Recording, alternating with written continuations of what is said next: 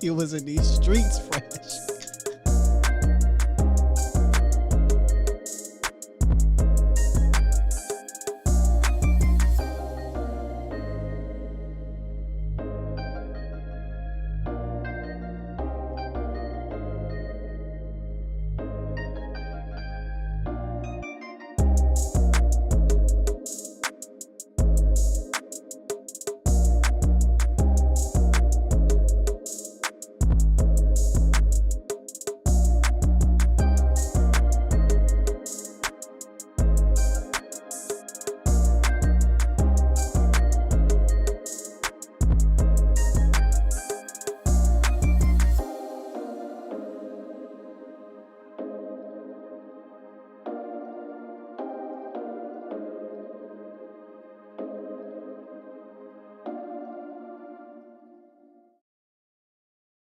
Giving you the real from A to Z surrounding the Dallas Cowboys. News, updates, rumors, transactions, takes, and more. So strap up, Cowboys Nation, and start your day off with A to Z Sports. Live with Will Steele. 3, 2, 1. Here we go. We back.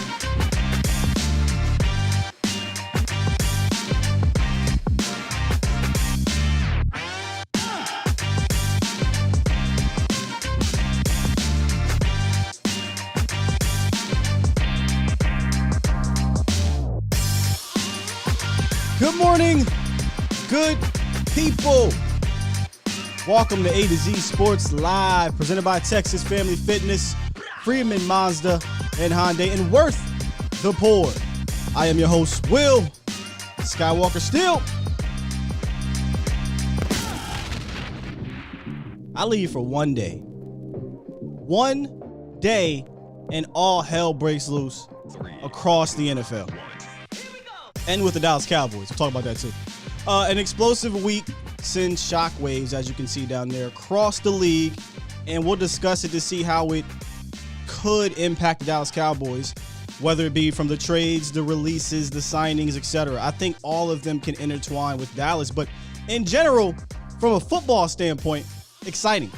I love this time of year, not because of the Cowboys, but because as a football fan, I love the team building aspect, the moves, where players are going to go. It's fun.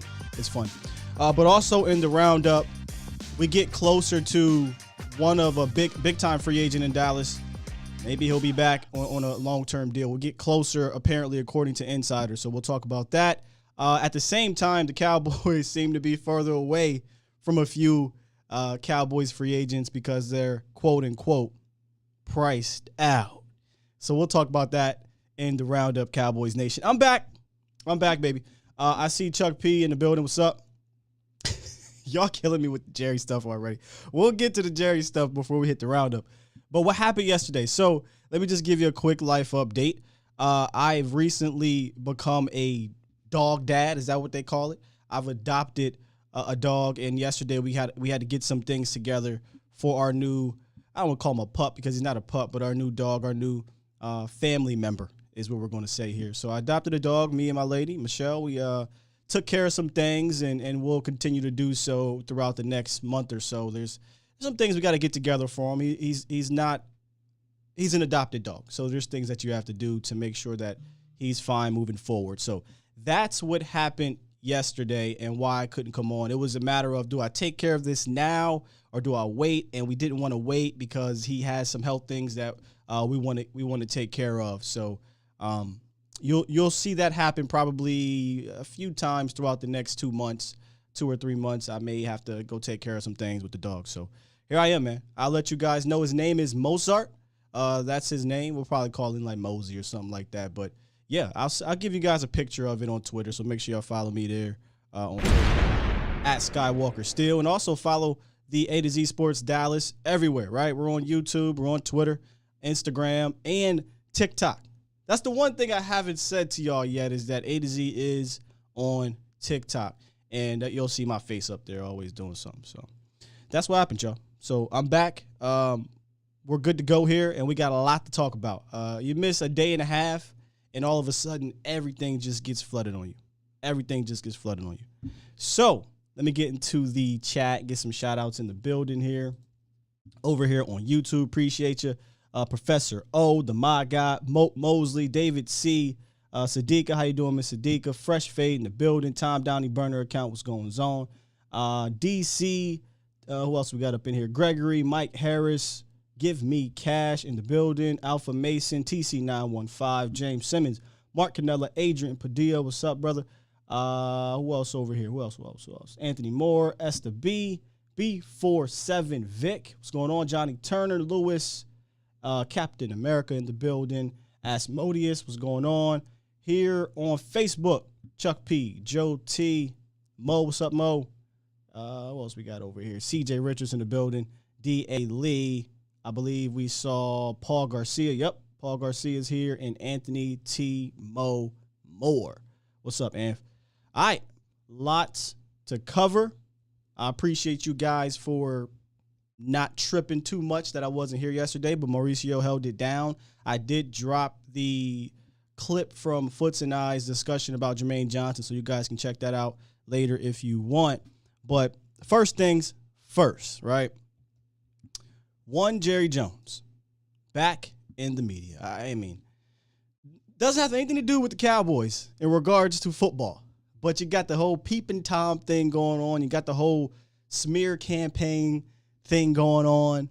It's only fitting that you get some baby mama drama in the Cowboys wire, and that's exactly what happened apparently last night. As I'm doing things, I get the notification that Jerry Jones was out here in these streets, as my guy Fresh Fade would say. So here's the reports, and we'll get this out the way. Y'all know I don't like talking about all this crap. I like to keep it to football if I can, but this involves the owner of the Cowboys. So according to reports, a woman sued Jerry Jones claiming to be his secret daughter. The 25-year-old woman says she's been forced to live in secrecy after her mother accepted a $375 offer from the Joneses in 1995-ish or something like that. So you're talking about, somewhere around that Cowboys dynasty era, right? Something happened. Jerry was in these streets. Speaking of Steven, I wonder, the $375,000 deal. I wonder if Stephen Jones orchestrated that thing and he spread out the cap here, yeah? I wonder if he did that. I'm just curious, He had to know. Stephen Jones had to know about this because it's Stephen Jones. He's going to be taking on the team when his father, eventually, goes sees the Lord and Savior at some point. And I'm pretty sure the pappy told him about him. Say, hey, listen, man, something might happen. If it does, got to worry about this thing coming out, all right? But I wonder if she's better with the cap management. I just don't trust Steven moving forward. Alpha Mason. It's never a dull moment in Dallas, y'all. It's never a dull moment, including Antonio Brown, right? And I'm going to just get this out the way, too, because we're not going to talk about these things all day. Antonio Brown was on the Pivot podcast, and he said something along the lines of, maybe Jerry Jones thinks that it's a sexy move to come get a guy that does this and does that. No. Flat out, you're going to ask me, no. I'm not going to go into I'm not going to spend 5-10 minutes on this thing. If you ask me about Antonio Brown, you're just going to get 2 letters. No. Why would y'all want to invite that in this house? Now, there's a separate part of that. Would Dallas do this? We talk about distraction signings and moves and things like that. This would be one. This would be one to say, dang, I got this baby mama drama going on. I need something. I got this peeping Tom situation. I need something to distract the media world, the Cowboys fans. AB would be one hell of a distraction. That's not a good thing. So no.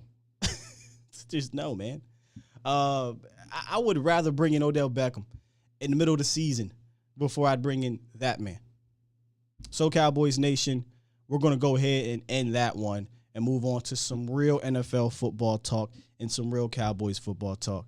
And let's get into this thing with the morning roundup. Look at them, it's about that time. It's time! It's time! It's time! It's time! Time. It's time. It is time for... It's time for the morning roundup. Round 'em up, boys.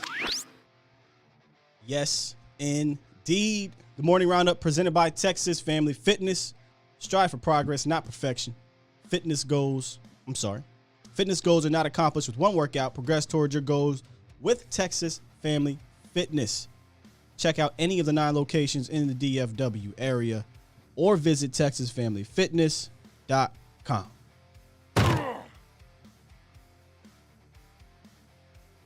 First up on the docket, I believe this was 2 days ago, actually. According to Bobby Belt, the Dallas Cowboys, that he's hearing that the Cowboys are getting closer on a deal with Michael Gallup.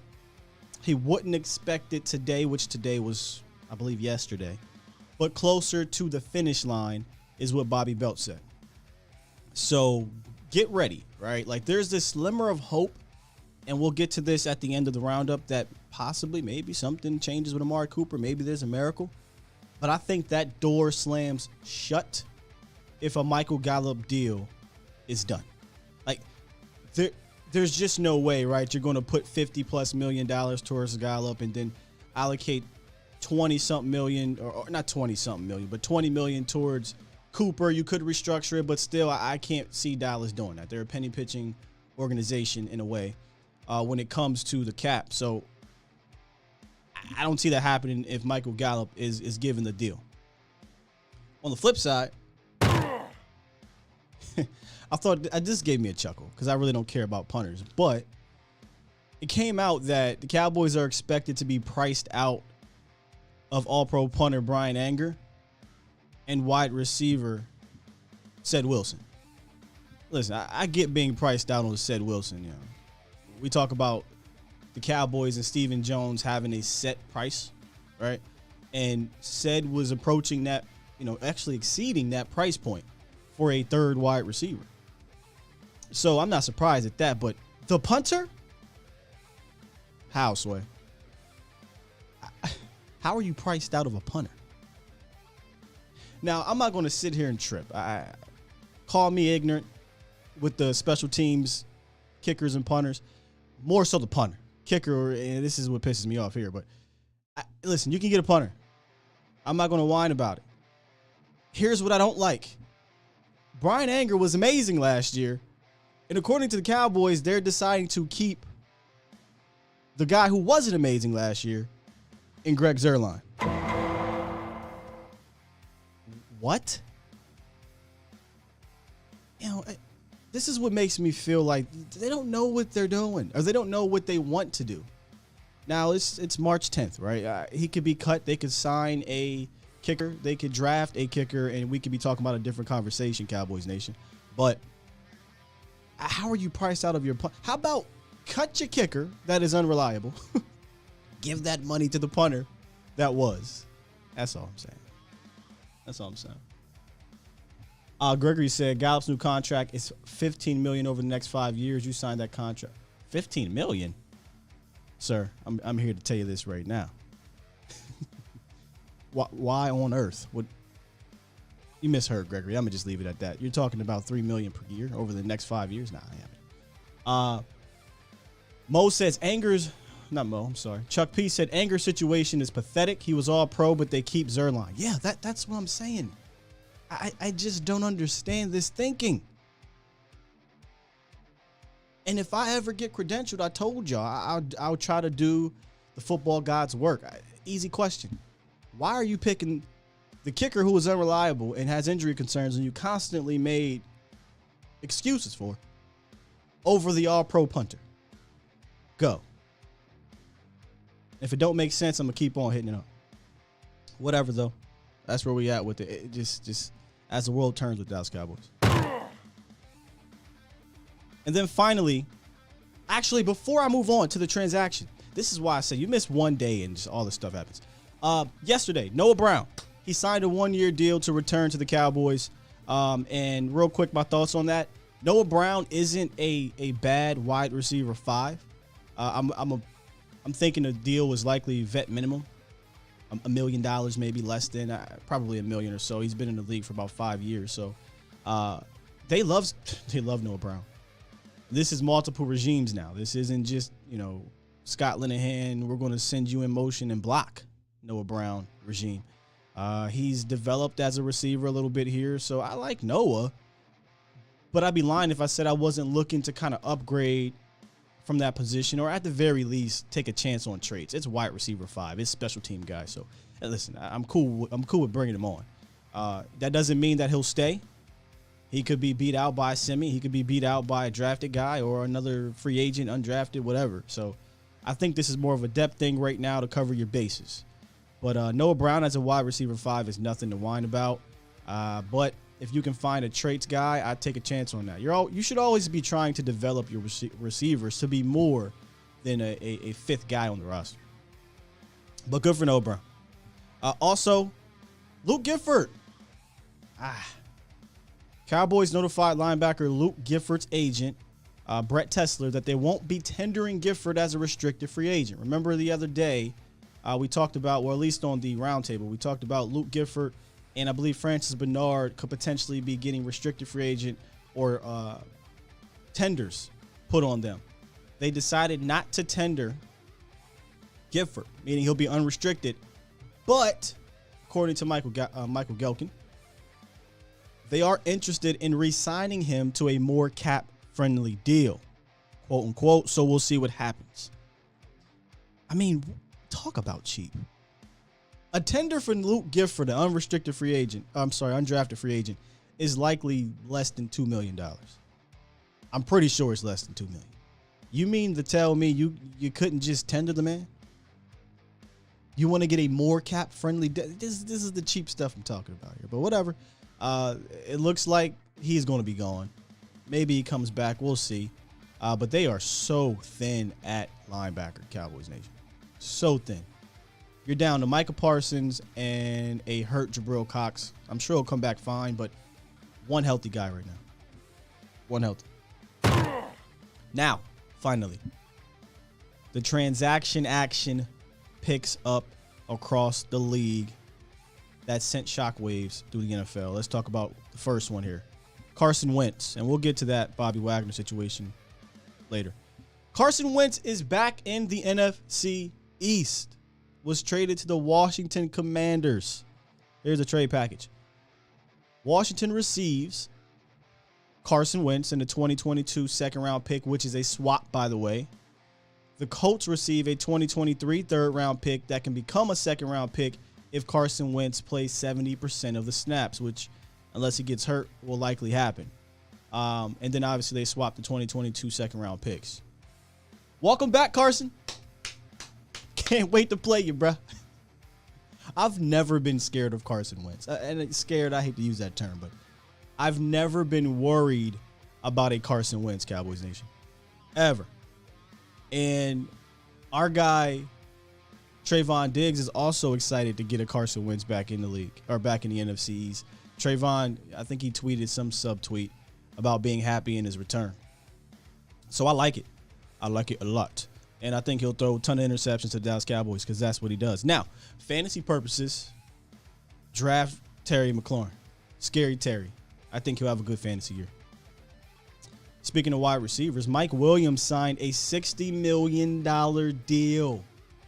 I love me some Mike Williams, but 3 years, $60 million, $40 million guaranteed. That's an average APY of $20 million per year. I wonder, will this have an effect on Amari Cooper? Meaning, if he is cut and he were to hit the open market, would he get a deal similar or close to? I always thought him and Lamb would still, DeMarcus Lawrence, if cut, would still receive something like 15 mil plus. I still believe that. But I asked around about it. I said, to the people that I asked, what's up with Amari Cooper, to those that you spoke to? And it's more about his overall health than talent. And to me, I say, well, damn it, if you're worried about his overall health, Mike Williams is king hurt guy. and he just got 3 years, $60 freaking million. So if he hits the open market, he'll get paid, but not so fast, my friends. Amari Cooper may not hit the open market just yet. Teams or the Dallas Cowboys are looking to get something in return, as they should. Take a listen to Jane Slater on Amari Cooper. Yeah, remember you talked right there that the Cowboys did so good in the draft this year with Micah Parsons. Let's talk about the draft the year before when they got CeeDee Lamb. That has set up the conversation about which receiver to keep and which receiver to let go. Now, if you'll remember, when they did Amari Cooper's contract, they gave themselves a bit of an out this year. In other words, if he's on the book by the 5th day of the new league year, they're on the hook for $20 million guaranteed.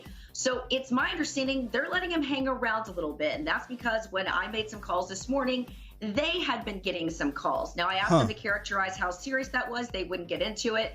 But they are trying to get something out of this. Keep in mind, they gave up a first-round pick for Amari Cooper when they brought it to Dallas. And with that being said, he did sort of change the trajectory of this offense. He was an immediate impact player. They're hoping that somebody else sees equal value in him. In other words, you can go out and draft a wide receiver, or if they release him, you have to compete for his contract on the open market. But if a team decided they wanted to pick him up, of course, they'd have to restructure his deal, and then they would have to move the money around in lieu of a signing bonus. So we'll see how that will happen. So you heard there from Jane Slater. The Dallas Cowboys are receiving phone calls for Amari Cooper. It's just a matter of what the compensation looks like. 2 days ago, we asked, what would you guys want? A lot of us were saying 3rd round minimum, 2nd round would be amazing. I told Professor O yesterday when we talked, I'd jump for joy if you get a 2nd round pick for Amari Cooper. I just think right now, I don't want to smear campaign, whatever. The way things are coming out, I can't possibly see us getting a 2nd round pick. But you never know. You know, maybe they do a package type deal. They do something that the Cowboys don't usually do, and that's get a good haul in return for a good player. Cowboys never do this. You know, that just doesn't happen. And that's my thing, right? Like, if you're going to move on from Coop, all right, whatever. It doesn't need to be this loud. But get something in return. This isn't new. Like, moving on from good players isn't new in the NFL. It happens, unfortunately. And teams, smart teams, usually get compensation. We talked about the Patriots. That always happens in there. And you look at the one trade that we'll talk about here in a second. Russell Wilson. Now, that's a quarterback. I totally get it. But there's other players that's happened for. Chandler Jones. And we can go on and on and on. Dallas should be able to get something. Period. Now, speaking of getting something, how about that Denver Broncos, Seattle Seahawks trade, Cowboys Nation? Could have an effect on Dallas, and we'll get to that here in a second. But the biggest deal of the week so far has been the Broncos trading for Russell Wilson into a division of ridiculous quarterback play right now. Where Russell Wilson turned down a trade to the NFC East, which I'm talking about the Eagles and the Washington football people. He has a no-trade clause, so he said, nah, I'm not going to these poverty franchises, especially Washington, where they offered 3 first-round picks. So they sent him over to the Broncos. I'll get to the details in a second, but let me ask you this. Who do you think won the deal between Denver and Seattle for Russell Wilson? Who won the deal between Denver and Seattle for Russell Wilson? I'll give you my answer in a second. But before we do that, let's talk about this week's Ride of the Week. And pretty cool. I just saw Frankie Franchise in the building. He said he's heading over to check out the Mazda 3, which was our Ride of the Week last week. So that's really dope. Appreciate you, Frankie. If you go there, let him know wherever you're at. I saw this on A to Z Sports Dallas, and Skywalker was talking about that thing. But this week's Ride of the Week is a 2022 Hyundai Santa Fe.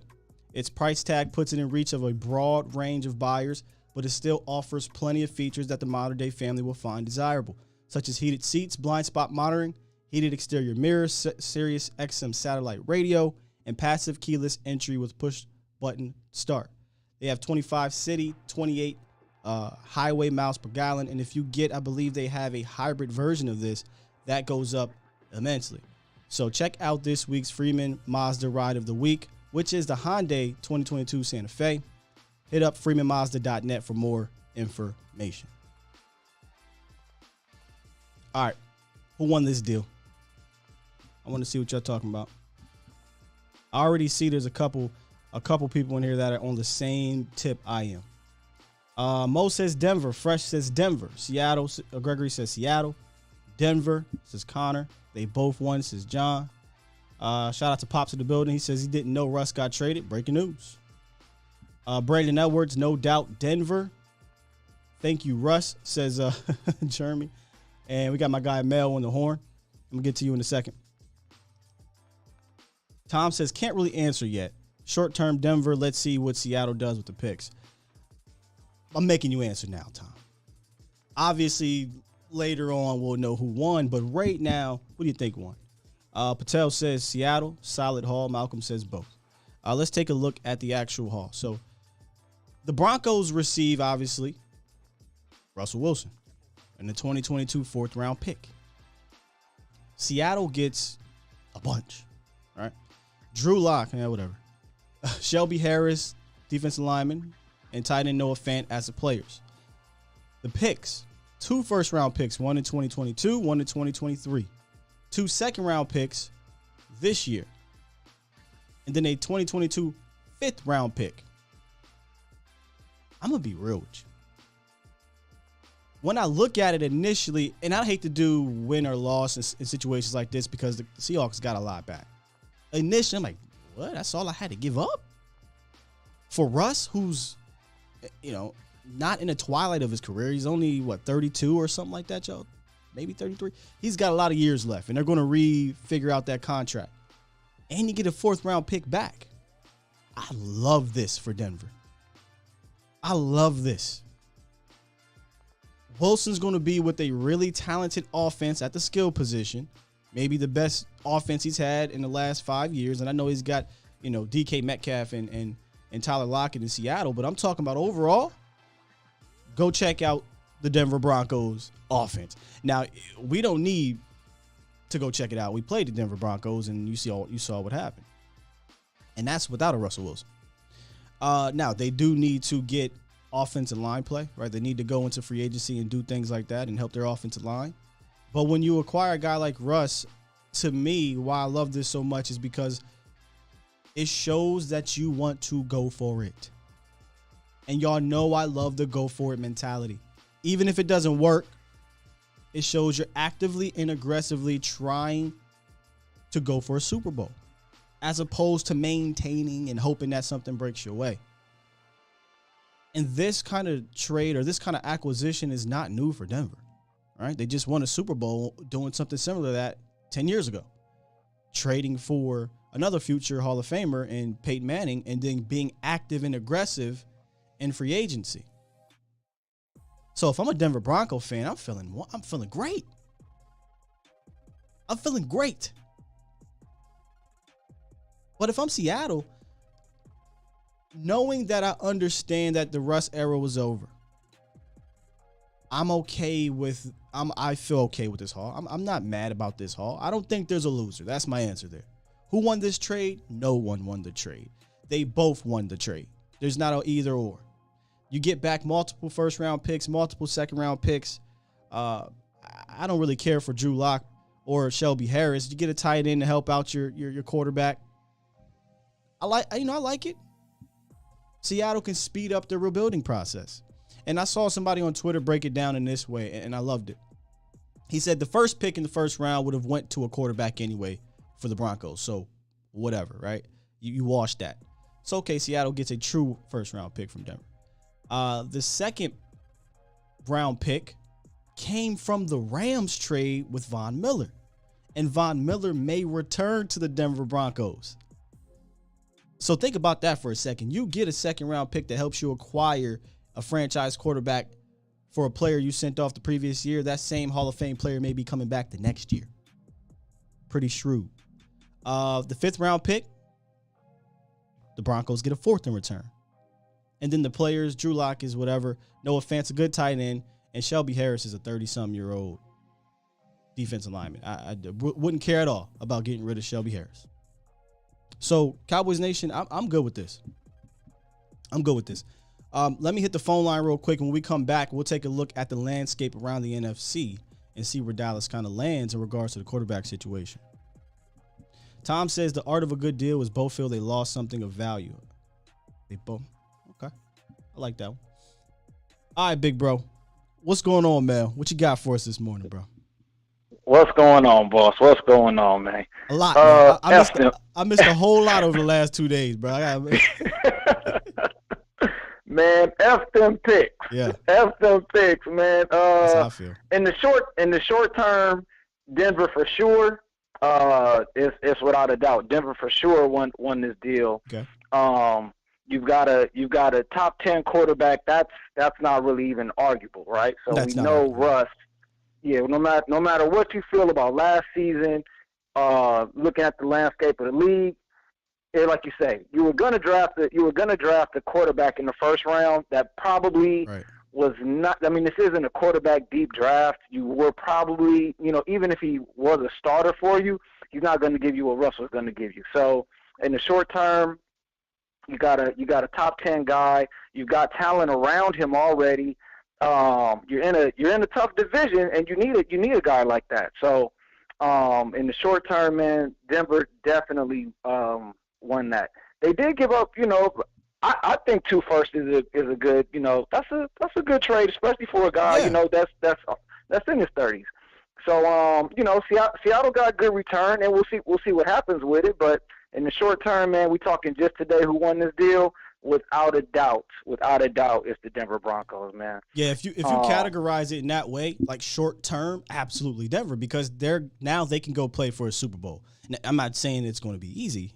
I'm just saying they have a better chance today in the next 3 years, 2 to 3 years, to reach the Super Bowl than they would have with Drew Lock, Teddy Bridgewater, whoever the hell, or a rookie quarterback from 2022. Yes. In fact, they might have even punted on the 2022 draft for a quarterback and tried again in 2023, which further puts out your Super Bowl window. So I love it for Denver in the short term.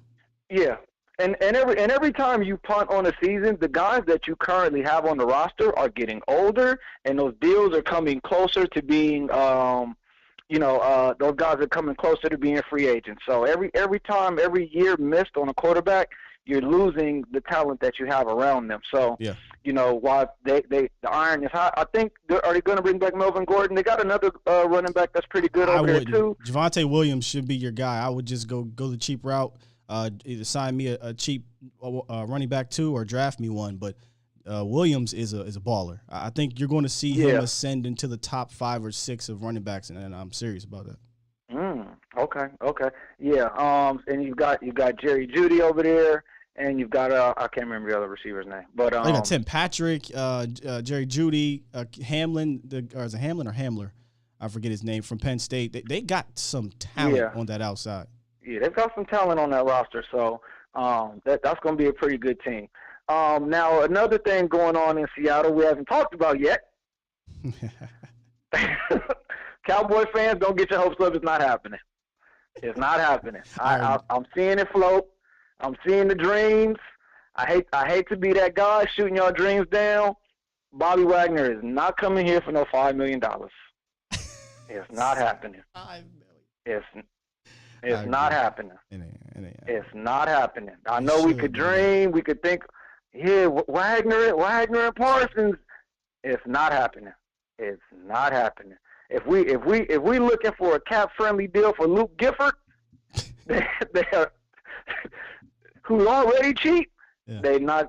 Not happening. That Bobby Wagner, if D Law is going to have a market, Bobby Wagner is going to have a market. Mm-hmm. And I'm not saying that negatively towards D Law, but if you look at one player is a highly valued player to the Cowboys, that's D Law. Bobby Wagner is a perennial all-pro future Hall of Famer. He's going to have a market. Yeah. He's not coming here for a cheap Stephen Jones mentor the guys deal. It's not happening. Sorry, Cowboy fans. If something like that happened, it would, in my opinion, mark a change in the culture. When I say culture, I mean the player personnel acquisition portion of it. It would mark a change, but that's something we haven't seen. And I'm at the point right now where I'm not projecting things like that to ever happen until they do, right? Like, show me. Yeah. I'm not going to sit here and pretend we're going to sign all these top guys. Should we? Yes. Will we? Let's be real. Let's be real. We got to be real with ourselves.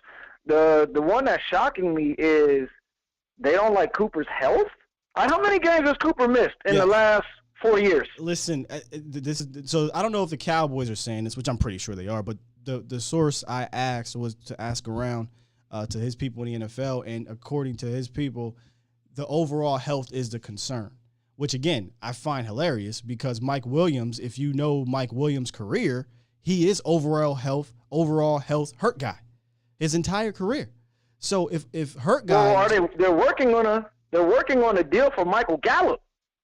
Well, if we're talking about the Cowboys in general, yeah, it seems the Cowboys are out on Coop for whatever reason. It could be a bunch of different things, but I'm talking about the league. When I asked my source, this is the league's thought process on Cooper, not the Cowboys. This is the league. Yeah.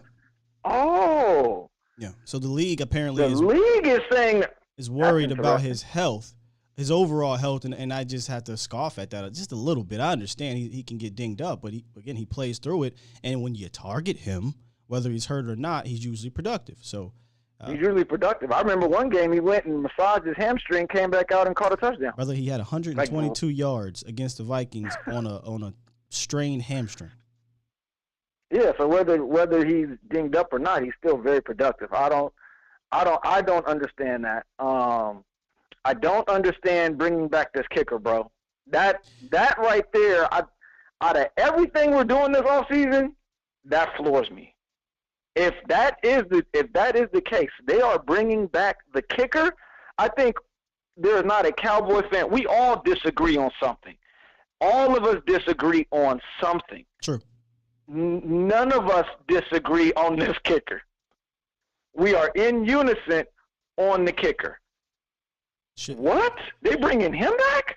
I think he missed 10+ kicks. You could argue he cost you 2 or 3 games last year. It doesn't make sense to me. He's 30-something years old.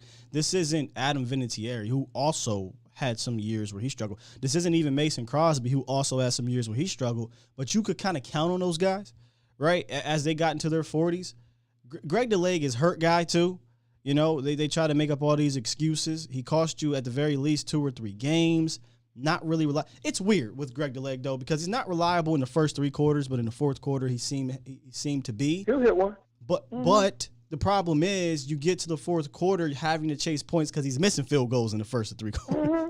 So I don't want to play that game. He missed extra points. Miss extra points, yeah. He missed extra points. Yeah. I mean, that's baffling to me. Bro, you talk about wanting to create cap space. You save like $2.5 million by getting rid of a subpar kicker at this point. Why not do that and then use that money to bring back either your punter or put it towards going to get a better player? It's going to be an interesting season, man. It's going to be an interesting season. It's an interesting off season. It's definitely an interesting off season. And we ain't even made too many moves yet. We're going in. No. All right, man. I'm jumping off of here, letting the next person on. I'm going back and listen to the show. Appreciate you, brother. Peace, brother. Hey, congratulations on the dog. Man. Thanks, man. I definitely am excited to have him here and be a part of the family, but I'll keep y'all posted on the Twitter account. Yes. Post them pics. Yes, sir. All right, bro. Lots to cover there. We'll circle back around to the Bobby Wagner. I promise y'all that. We'll circle back around. I like this nickname Russell just brought up. Dead Leg Gray. Oh, my bad, yo. Dead Leg Gray. I like it. Instead of Greg the Leg, Dead Leg Greg. That's a mouthful, low-key. Jerry 2 Live Crew. Cowboy fans complain about everything. Last year it was the defense and Dak's injury and contract. You know, I always find that interesting when I hear that. Because obviously, yes, Cowboy fans complain. Maybe at this point, man, 2022, for me at least, I'm going to fall back on y'all complaining. Because I get it. I mean, how can you not complain? It's one thing if you were the Rams franchise, if you were the Seahawks franchise, if you were the Patriots, hell, even the damn Eagles, but I'm talking about franchises that won Super Bowls in the last 10 years or been successful with NFC championships in the last 10 years. Chiefs, right? Teams like that. But this is a team that hasn't won a Super Bowl in 26 years, hasn't sniffed multiple playoff victories in 26 years. Of course they going to complain to live crew. I mean, how could you blame them for not complaining about a defense that was historically bad last year? Now, the contract situation with Dak, come on, man. You should have saw that coming. I don't even know why we tripping about that. You knew when he got paid, there was going to be a bunch of people crying about that, which, whatever. But overall, complaining about the team's performances and the moves that they make, give me a reason not to. You know what I mean? Give me a reason not to complain about what this franchise has done. So I feel you. I feel your frustrations. Get it out, right?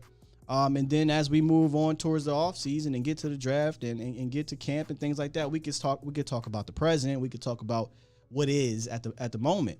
But right now, I'm with y'all. If y'all got to complain, go ahead, man. Do your thing. Do your thing. Fans never satisfied, even in our I wasn't an adult in the 3 Super Bowl era. If any of y'all weren't satisfied with 3 Super Bowls in the 1990s and early, what the hell was the point of being a fan? I was alive, but I wasn't an adult.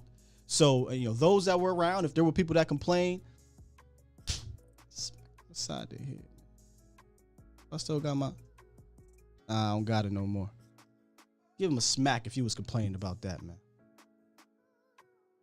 All right, listen, let me finish out this Russell Wilson talk real quick. I'm going to bring up this article that our guy Shane wrote over on A2ZSportsDallas.com. Shane Carter, great writer, man. Follow him on Twitter as well. So the thought process around the trade in this article was looking at the state of the NFC at the quarterback position, which right now is vulnerable, according to Shane, which I think a lot of people would say that, right? So he broke it down. Let's kind of break it down with him. In the NFC West, you got Matthew Stafford, Trey Lance, Kyler Murray, Drew Lock, ? Not sure what they're going to do here with the Seattle Seahawks. Matthew Stafford, Kyler Murray, right? Two top quarterbacks in the NFC. Super Bowl winner and Matt Stafford. Kyler has to prove himself a little bit here in the playoffs, but Kyler is extremely talented. You go to the NFC North. Aaron Rodgers is returning. Almost got his ass out of here, but Aaron Rodgers is returning. Justin Fields, Kirk Cousins, Jared Goff. Very mediocre division in regards to quarterbacks. You got Aaron Rodgers, who sits at the top of the king of the NFC North. In the NFC East, Dak Prescott, Daniel Jones, Jalen Hurts, and Carson Wentz. Another, again, I would say below average quarterback class, because Daniel Jones, Jalen Hurts, Carson, to me, aren't all that great. But Dak, I think, is the class of the quarterbacks in the NFC East. So, again, most of these, you have one quarterback, right? And then the NFC South is just in shambles right now. Matt Ryan's on his way out. Sam Darnold, we don't even know. Taysom Hill, who the hell knows who the quarterback is in New Orleans? And who knows who the quarterback is in Tampa? So the NFC South is by far the worst quarterback division in the NFC. So you're talking about what, y'all? 4 or 5 quality quarterbacks. And you got Dak, you got A-Rod, you got Matthew Stafford, Kyler Murray. And then you'd argue Kirk Cousins, Matt Ryan types. It's really not a lot. It's really not a lot, which to me, I would have hoped that Dallas would look at the landscape of the NFC and say, let's freaking go for it. Let's go for it. But it doesn't look that way. Doesn't look that way. So if you guys want to check out that article, do so at A2ZSportsDallas.com. Check out Shane Carter and all his wonderful write-ups that he has for A2Z Sports Dallas. Now, Dallas could help themselves in this NFC race by adding the former teammate of Russell Wilson, who we'll get to here in a second. We're going to rap about him, I promise. But before we do that, I want to tell you guys about Worth the Pour again, because I might need to pour me some. Keeps on happening. Take the edge off for game days and the offseason by stopping by at Worth the Pour Spirits and Wine in the Colony, Texas. Worth the Pour is a family-owned and operated luxury liquor store with affordable prices, making your drink choice decision easy. And for that game day party that never ends, they even offer liquor deliveries to all of Denton County. But don't worry if you're outside of Denton County, like myself. You can call, schedule a delivery, give them your zip code, and they can see if they can drive it out to you. Or you can download their Worth the Pour app on your phone and schedule your delivery today. That's Worth the Pour. Check out worththepour.com. Now, I'm going to get to the Bobby Wagner, but I believe we have some on the horn. Not sure we at here first. Let's go with 678. What it is, what it do, 678. 678, you are live.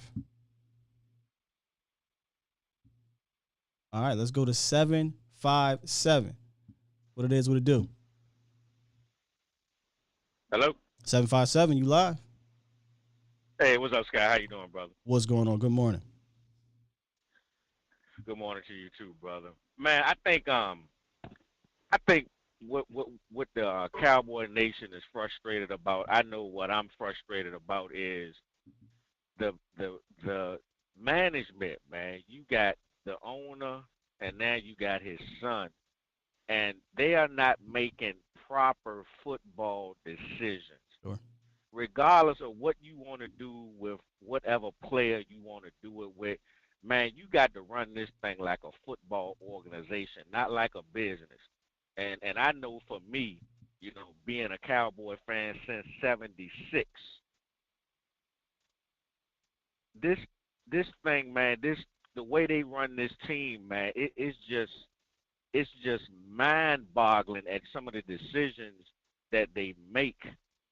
And they don't go for it, man. Nope. This receiver by committee mess, you know, you think you can do this receiver by committee mess? They tried that. That's why they went and got Amari. Now 2 years later, 3 years later, whatever it is, now you're trying to get rid of the man. Let me say this on the receiver by committee. I'm not going to use that term moving forward. That doesn't mean I agree with what they're doing. Just hear me out for a second. At that time in 2018, it was truly that talent-wise, right? Like, it was a receiver by committee on talent-wise because they did not have guys in-house. They got CeeDee Lamb. They'll probably bring back Michael Gallup. That's a fine 1-2 punch. I think you can be successful in that way. So from a talent standpoint, I don't think it is. But here's where I would agree with you if you want to use that term. From a schematic standpoint, it feels like that's how they want to approach this thing, right? They don't want to approach it with, let me get my uber-talented wide receiver, The Rock.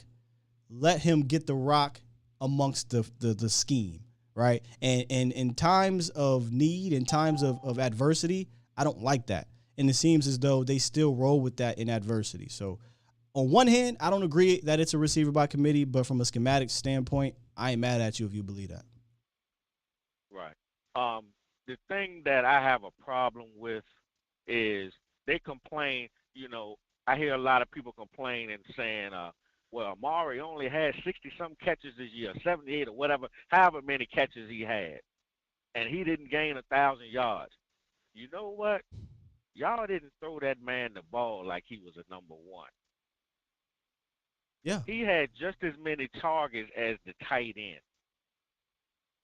So how do you expect for him to, you know, have the number one stats and he's not being thrown to like a number one? See, volume stats are one thing. Again, context matters.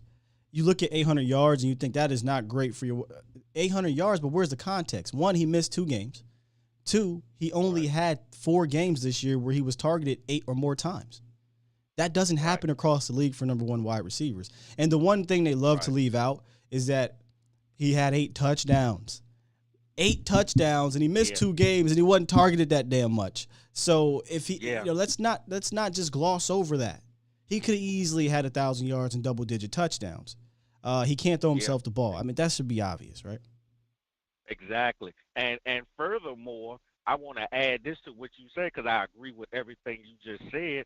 And furthermore, he made it easier for everybody else to get the ball as far as the receiving core. Do you think Cedric Wilson would have done what he did if Amari Cooper wasn't on the field? How do you think he ate? He ate because Amari Cooper was on the field, and he demanded their attention, which left them guys one-on-one, and they ate off of that. So if that ain't a number one, I don't know what a number one is. Yeah, he's a number one. There's no doubt about it. He's a number one. If he ever goes to a team that targets him that way, he'll put up those numbers that everybody wants to see. Yeah. And I'm just gonna say this, and I'm gonna roll out. I don't know what they're gonna do with D-Law. I called in last week, and I was kind of, I was backing D-Law, and I still am backing him. Mm-hmm. And I understand if they get rid of him because of his number, which, I mean, I don't. I would love to see him play 17 games under Dan Quinn's system. I would too. I understand. Yeah, I really would. But I understand if they decide to move on. But man, I tell you, the thing that frustrates me again is Jerry Jones, Stephen Jones. They play like they're football people, but they are not. Man, them GMs be playing chess. Man, you look at some of the moves that these two guys be making, and it's like they playing checkers and they losing. Man, they playing hopscotch. they're not even in the same damn field. Seriously, man. Seriously. I know. Yeah. I mean, I'm just baffled, man. It's just so frustrating. I gave away my Dallas Cowboys keychain last week. Damn. I got another one. Yeah. I was so frustrated. I gave it to my son. He a Cowboys fan too. But I was like, you know what? I said, I'm here. You can take it. I said, you can. I'm just so frustrated. But I ain't going nowhere. I ain't going nowhere either. I just don't. Yeah. But I just don't, man. I just don't like how they running this. No, it's hard to go out in public with your Cowboys gear on and feel proud. Right? Like I still wear my hoodie, a hat, and things like that. I got a Cowboys keychain. But I'm gonna be real with you. When a random fan, not Cowboy fan, because I'm gonna tell you the exchange with a Cowboy fan. But when a random fan hits you up and be like, "Oh, you're a Cowboy fan? Yeah, I'm a so and so fan." I'd be like, "Yeah, I'm a Cowboy fan." I'd leave it at that. Yeah, but if a Cowboy fan hits you up, you can tell. They come right up on you. Are you a Cowboy fan too? Yeah, man. Yep. I know, right? There I ain't get no the excitement. Same thing that, I'm a fan. Yeah, man. I'm a Cowboy fan. And that's sad, man. That's really sad, man. It's really sad. It's like, man, I almost feel like I'm in the same boat as the damn Commanders. Now, I know I'm not in the same boat, but they ain't doing shit. We ain't doing shit. Man, you know what? We don't play. I'm sorry, let me take this back. The management doesn't manage to win a Super Bowl. They manage to make the playoffs. You talking, man. You talking. And I'm gonna leave it at that. Leave it at that. Great way to end the call, brother. Yep. Appreciate you. All right, man. I appreciate you. I agree. He said we ain't the Washington Commanders. I mean, obviously we not, right? They super poverty. There's been 3 teams in the NFC that have not reached the NFC championship game in the last 25, 6, 7 years. Detroit Lions, Dallas Cowboys, and the Washington football people. Just saying. All right. Hard turn. I'm going to get to you, 678, if you're around. Let's go back. Let's go back to the Bobby Wagner situation there. Because I let my mans talk about it. But let's just talk about it here because I know a lot of Cowboys fans. They hit me up. They tagged me on Twitter. Sky. Bobby Wagner. Go get him. Yeah, obviously go get him. Right? But let's be real. Let's take a look at Wag's accomplishments, man. We're talking about an 8-time All-Pro, an 8-time Pro Bowler, NFL 2010 All-Decade Team, 2-time NFL tackle leader, and a Super Bowl champion. A Super Bowl champion. This This is the type of move I talk about when we talk about we want to get championship pedigree in the Cowboys locker room. Think about it for a second. They don't sign these type of guys as it is, but they hardly even bring in guys that were integral part of Super Bowl teams and keep them around for a while. But these are the type of moves that we talk about when we say, get over the hump type of additions. I give a damn if he's 31 years old. He still can play. And he ain't got no linebackers. Right? And obviously he will make your true cornerstone player, Micah Parsons, that much better. So yes, of course, you bring in a Bobby Wagner. Of course. This shouldn't even be a discussion. Now, Ed Warder, who I'm blocked by on Twitter, by the way, so the only time I see his stuff is when other people post it, screenshot it. Apparently, it's his opinion, he says. The Dan Quinn connection, which I haven't even brought up yet, right? Obviously, Dan Quinn coached Bobby Wagner and coached him in 2 Super Bowls. Yes, that has a massive impact on the potential interest. He expects the Cowboys to kick the tires on that. I don't. Kick the tires might be ring, ring, ring. Hey, Bobby, click. 214 area code, click. I'm not talking to y'all. What are we doing here? Don't disrespect me. So I don't see it happening. But obviously, you should pick up that phone and look to bring him in. Because guess what, Cowboys Nation? According to reports around the NFL, the other NFC teams are, especially the NFC West. So this is what's happening around the West. All of the teams, including the Rams, are looking to go after Bobby Wagner. The same Rams team that is in cap hell.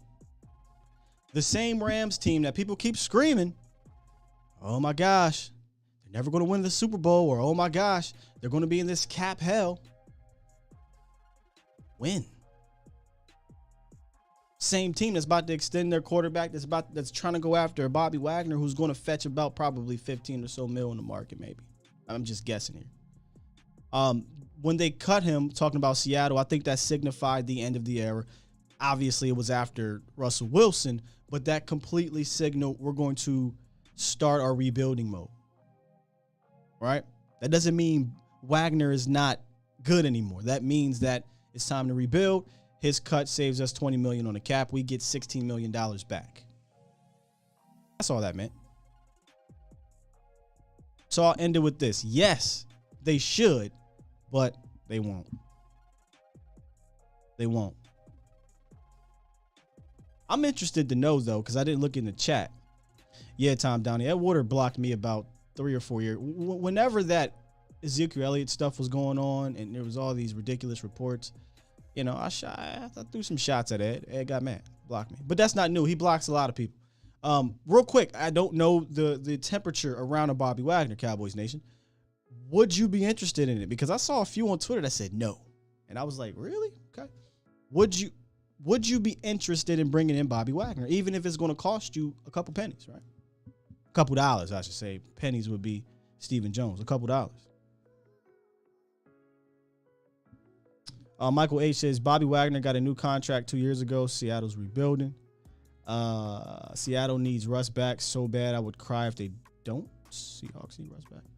Adam says, of course. Chuck says, hell yeah. Peter says, hell yeah.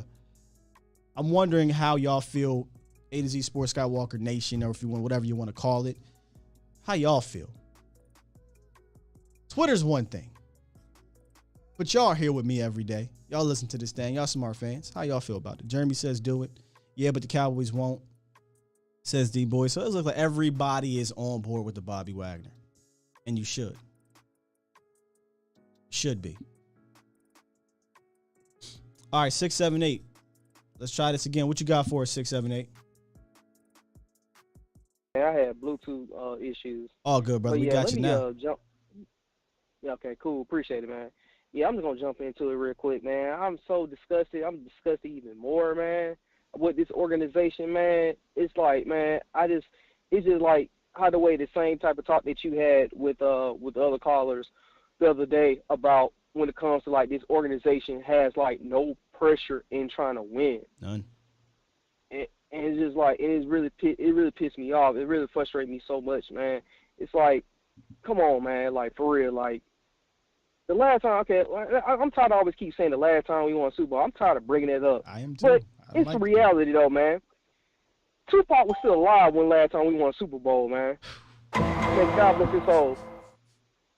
May God bless his soul. Man, Biggie was still alive when we won a Super Bowl. May God bless his soul. Big L, I think Big L was still alive. I was taller. Bro, I was a toddler when they won last time they won a Super Bowl. And I'm 27. I'm about to be 28. I'm almost in my 30s. Bro, what the hell? When are we going to continue waiting, man? To the next millennium, like Uncle Charles was saying? Like, bro, come on. Go off. It just doesn't make any sense. Okay, let me just get to it real quick. Nah, go off. I'm going to be for real. I'm going to be for real. Because I ain't trying to be no pessimistic fan, none of that. I'm just trying to be for real. Look, I think this is the only other two ways that we can even go back. You see, number one is Jerry going to have to retire as a GM and bring in Jimmy Johnson as your GM. But that's not realistic, okay? So the other way is... Hold up. Jerry's going to have to retire? That ain't happening, bro. Exactly, as a GM. Yes, I'm saying that's the only way. That's the only way, though. But the other way is you bring in Sean Payton, and he could definitely change his culture. He could definitely change his culture team because he changed the Saints culture of that team. Back then, the Saints was terrible, man. They were wearing bags over their heads. Listen, that's Sean the one. Payton had changed over everything. That's the one. That's the one. I'm gonna have my big homie Jesse Hiley on here. I don't know, probably not this week, obviously, but maybe next week. And we're going to talk about that because we were talking the other day. We think there's something in the water about that for next year. But if Peyton has any interest, he's the one. I said this before, right? If you listen to the show, confrontation. Every coach that we've had that's had confrontation with the front office has, in a way, turned this franchise around, whether it be a dynasty in the 90s or setting up the team for the 2000s, talking about Bill Parcells. So confrontation. Ever since Bill, there hasn't been a guy like that. But Sean Payton would definitely come in here and say, no, we're not doing it that way. We're doing it this way. If not, fire me. So, yeah, I'm all for Sean if he would ever come on board. Exactly, because, like, this ain't no diss to McCarthy. It's just that it got to be the right coach that can go ahead and change this thing. Yeah, exactly. So that's what I'm saying. I mean, I thought that he wasn't at first, you know. I was thinking that it's going to be like another Bill Parcells kind of like when he came in because he's picking his own coach staff and everything and all that. But, you know, blase, but, you know, he's just doing it whatever. But one more thing real quick, and I'll just let it go, man. Yeah, I'm not getting my hopes up, man. I'm not getting my hopes up this year because what I just said, that's the reason why. And, and right now it's looking like the Broncos going, you know.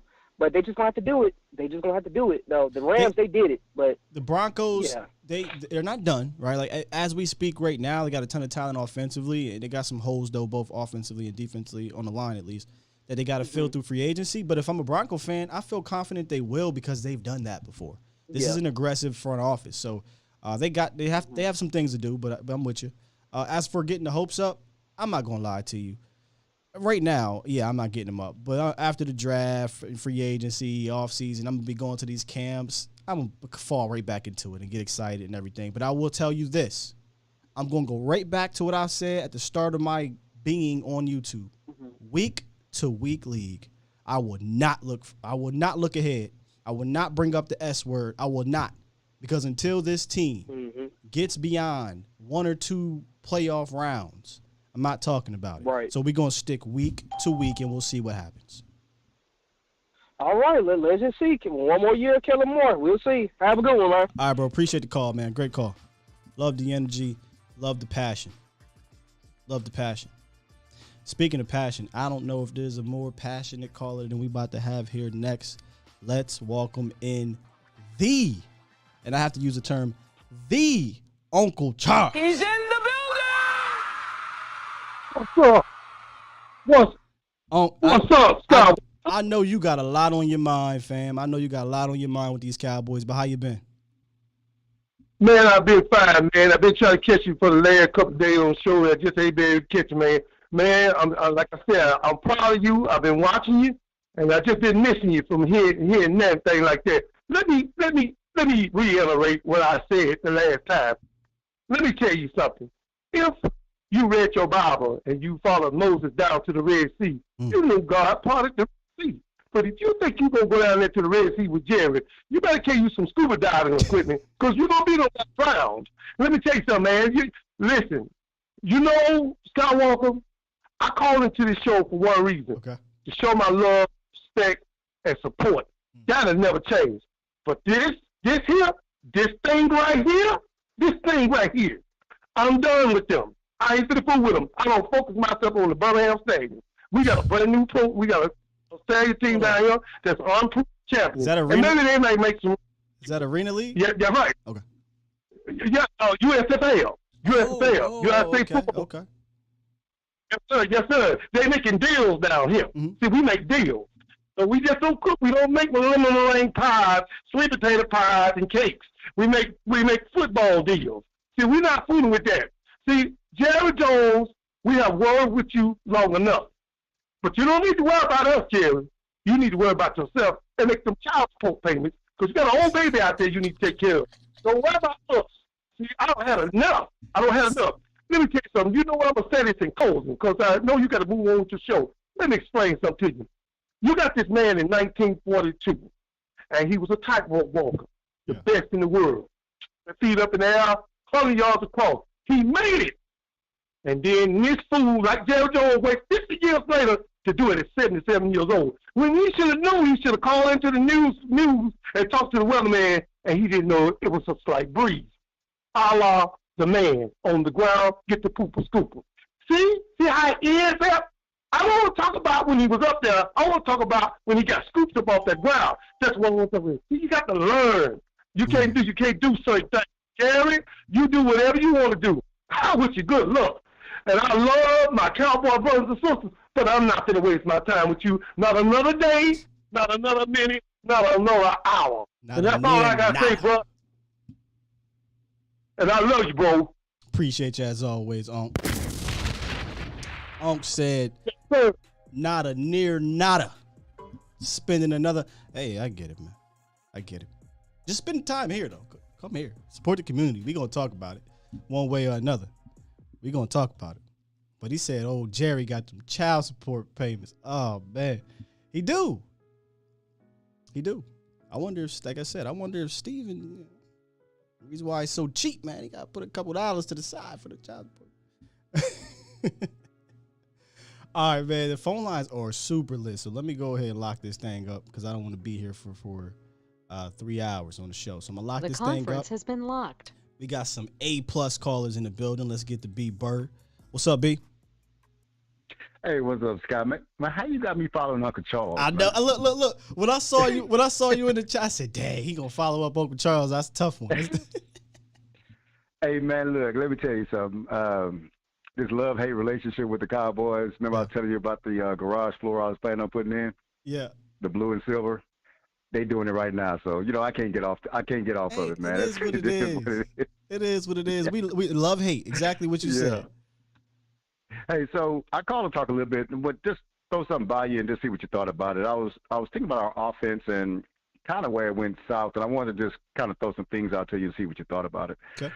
So one thing I was going to say is I think philosophy-wise, it's pretty much the same philosophy as we had in the 90s. I mean, you got people that handed it down, if you get what I'm saying. Gary is from the 90s. That's where Kellen learned his offense from. And it's been kind of some remnants of that offense still in the offense that we run today. Do you agree with that? Oh yes. I think there is a bit of the DNA from the 90s here. And I say this all the time, Ernie Zampese and Eric Coryell, but I think that's where it ends. Yeah. So I heard Stephen Jones say something that we already kind of knew when they asked about Amari's targets. And they said something about, well, it depends on where they double. If they double him, then we go to the next man and keep going down the line, which that philosophy to me is kind of flawed because really a defense could kind of dictate to you where you're going to go with it. So if you have a number one, number two wide receiver, if they take those away, then you beat them with the third, fourth, and tight end. Any defense will take that all day. And so I think it's flawed in that sense. So I just don't even. So we go back to the philosophy. We could talk about Kellen Moore, and I think Kellen Moore is inexperienced, but I think Kellen Moore is pretty much handicapped with this offensive philosophy that we have right now. Yeah, and that, it makes you wonder, right? Because I get on Kellen, and I'm gonna continue to because I'm the type that says, listen, bro, if you're gonna do something that helps you and the team, but it defies what the ownership says, then screw it. I'll say fire me. I'll get picked up anywhere. But the fact that he's falling in line makes me say, well, then forget you, Kellen. But it's a kind of yeah. Go ahead. Yeah. So let me say this because I think you're kind of going into something that I think I really want to talk about here, and is Dak Prescott. Okay. So you look at Dak and you say, okay, well, he had Dez Bryant, as a number one, and it didn't really work well even when Dez was healthy. Then you say, okay, he has Amari Cooper. It worked well for a while, but last year it didn't. And I think what ends up happening is Dak Prescott is really sticking to the script of the offense. Absolutely. But then you say, well, why did Dez Bryant work with Tony Romo? Because Tony Romo didn't. And so what it was is Tony Romo actually got the play and was like, I'm not doing that. You know what I'm saying? Or he was like, okay, they're doubling Dez. Now, Dez, we're going to do back shoulder. Now, I'm going to Dez. And so what it was is I think at some point in time, so at my job, man, we have these procedures. I wouldn't call them procedures, but they are procedures on how to do something. I work at a refinery. And what it says is it's an outline on how to, do a job outside. But after you've been there for a while, you don't have to go strictly by the letter of that procedure. You can deviate from it because they call it real in the field. The people that write the procedures are inside office up front.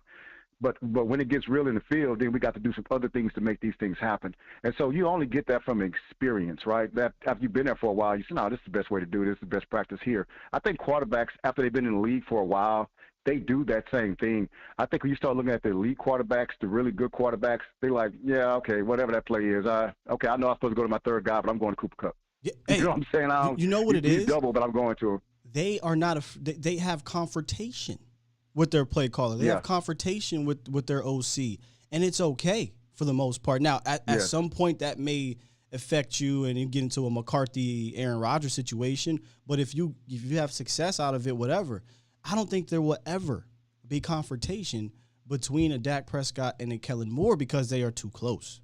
We said this many times. I don't even think that, man. I'm gonna go into what I think it is. I don't know if Dak is confident in going off script because what is shelter in doing it the way that they want to do, right? Because hey, I just did what the play called me to do. It's no shelter when you go off script because it's on you. And so what I'm saying is, like, when you are Russ and you've been in the league for a while, or you're Rodgers, you best believe that offensive coordinator coach calls a play in Green Bay and Rodgers don't like it, he's gonna be like, nah, I'm going. Or if they give a double to his number one wide receiver, I'm going to you anyway, though. Yeah. Now let's be clear. Obviously, there's audibles, and I don't think we're necessarily talking about that per se. We're more so talking about forcing it to your guy and screwing the reads. Like, this guy's 1-on-1, or this is a cover 2. I can fit it in that turkey hole shot. I'm gonna do so. So we're not talking about necessarily audibles, but it's after snap, actually. Yeah, I would after snap. But I would like to see a different person in charge here, not of Dak, but as opposed to Kellen, to see if something were to happen with them. Not happen in a negative way, but like, you know what? I trusted Kellen because that's my guy, but I don't know if I trust this guy too much, so I'm going to go off script, like you say, right? I would never know because I say this all the time. He is a coach's player. He will listen. He'll do what he says, and Scott Linehan talked about that a ton. But if you look at his history, he's always been. Dak has never been a guy and it's not a bad thing. As a coach, as a little league coach, a high school coach, a college coach, you love that. And even as a professional coach, if you listen to Scott Linehan, he always said, man, I love that he didn't change the play. As a rookie, which I get, he's young. But as a young player, he didn't change the play. Tony, by the time they got Scott Linehan, was already in the league, 9 years? And Tony was like, what? We're not doing this. And then the year that he kind of did do a little bit more of what they wanted was the 1,800-yard rushing year, and that was pretty much the last year we got a Tony Romo healthy. But I just think they're two mentally different players, right? One's a D2 guy who had to rely on his talent. The other one was a guy who had to develop, and he developed by his coaching helping him develop. So he trusts that. And again, it's not necessarily a negative thing, But if I'm going to be a coach's coach, then let me get somebody in here that will truly coach me up. Do you truly believe, B. Bird, that Kellen Moore is coaching up Dak, the same dude who took his spot when he was a player for the team? I can't see that happening. No, and that's more of a reason to me, to be honest with you, for him to go off script a little bit. I just, my thing is, even with this Cooper thing, Dak hadn't spoken up and said anything about Cooper. Like, hey, I need my number one wide receiver, even if it's going to matter or not. I just think that, to me, I'm feeling Dak right now. Hey, I'm a system guy. I do what my coaches tell me to do, and this, that, and the other. Just cover for that. And I think I want my guys to go out there and be brave and just say, no, man, I'm going to Cooper. I know he's doubled, but hey, Coop, I don't care what cover they give you, man. I'm coming to you as 3rd and 5. I'm with you. I'm coming to you, and I like that, because if you really think about it, there's no way if Romo would have did that, he'd be in the same situation he's in now. The offense is flawed. You cannot, and I'll let you go after this, you cannot let the defense dictate to you where you're going with the ball. And that's the thing with the offense. The only reason, and this is what it's called, the only reason it worked before is because Romo wasn't afraid to go off script. I would just like to see Dak go off script a little bit and get the ball to his playmakers. And I'm going to let you go, brother. All right, man. Appreciate you, B-Bird. All right, bro. I'd argue during the successful tenure, and 2014 was like the pinnacle, right, of Tony. It was 2014. And in that year, there was an identity. Cowboys Nation, we don't have one. And again, I don't give a damn if the identity is a Patriots-like one where we're a short passing attack or whatever, right? But there isn't one. And that's just the truth. Their identity is not having an identity week to week. There's a difference than game planning week to week and not having an identity, right? What do you do successful enough to make the opponent game plan for it? It got to a point where teams said, well, let me test these guys out real quick because they hadn't been tested. You know what I mean? Let's see what happens when I do this and do that. Cowboys didn't take advantage of it. Okay, that's one time. And then take advantage of it again and again. And it became no longer an accident. It became, this is the way to defend these guys because they haven't shown a counter. They haven't shown a counter because they don't even got an identity to go attack with originally. You can't counter off something if you don't have an identity. So they got to get back to that. Whether it be running the ball, if you want to run the ball 55% of the time, whatever. At this point, I don't care. Just develop a consistent identity that makes the opponents defend that and not you being reactionary to the defense. I know I just said a whole lot there, but if you go back and replay this, I think you'll see it makes sense. And then you can tell me, what is the Cowboys' identity? I don't think they have one. You know? And if you go look at, some of the quarterbacks, like the A-Rods and the Toms and others, even Peyton, these are some fiery dudes. These are some dudes who didn't have a problem, in game or what have you, getting on your ass, right? And we've seen, again, this may be just, who knows, the HBO series in the offseason, where we saw a different side of Dak, but we don't necessarily see it on Sunday in regards to that. I don't mind confrontation. I don't mind it. Let me just see it a little bit. Let me see what happens. I don't want to stir up problems. I don't want to be a locker room divided. I don't want to get to that point. Right? But sometimes you can get something good out of a good old argument or debate or confrontation. Because you know what happens when you don't get it out? It sits there. Nothing happens. Nothing changes. Because maybe Kellen wants to say something, but he can't because the guy's above. Maybe Dak wants to say something, but he can't, or it's not in his DNA. Say something and see what happens. All right, let's get to B and then 909 to end this thing. What's up, B?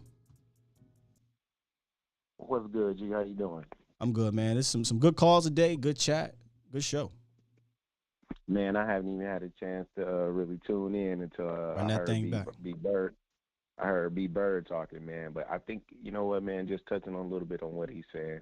I think it's some truth to what he's saying because I think the Cowboys' passing game is better in 2 minutes for the reasons When the Cowboys are in hurry-up mode, it's less scripted. Mm-hmm. And it's about what the quarterback sees and what he has a feel for with his players. And to me, that's kind of what he's talking about. When it's less scripted, Dak Prescott looks more comfortable in a rush situation or a 2-minute drill.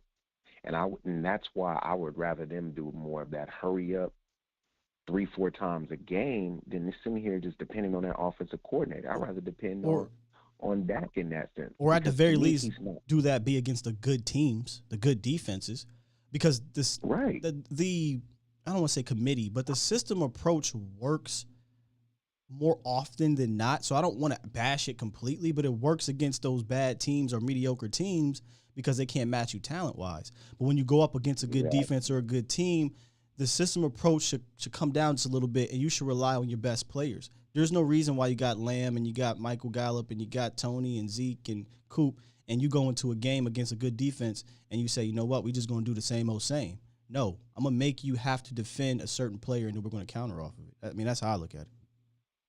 No, you're absolutely right, man, because I went back and I watched – after we had that last conversation the other day, man, I went back and watched the 49er game. Oof. That was a terrible game. Wash your eyes, bro. Wash your eyes. That was a terrible game plan. And I said, did this man call a hook and ladder on the third play of the game? There's no way he did, bro. I couldn't believe it. And I forgot about that. And it's just crazy. And we sit over here, man, and everybody wants to know. If the Cowboys want to know what their offense, to me, this is just to me, want to look like without Amari Cooper, go watch the Chiefs game. They had Michael Gallup and CeeDee Lamb.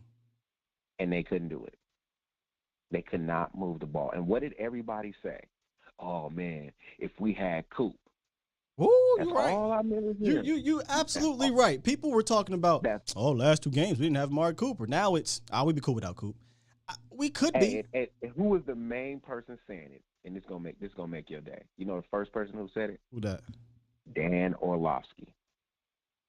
Oh, was he? He was the first person to go watch. Go watch them clips after that Sunday game next morning. The Chiefs game or the Raiders game? Which one? What's up? The Chiefs or Raiders? Which one did he? Chiefs game. Chiefs. Okay.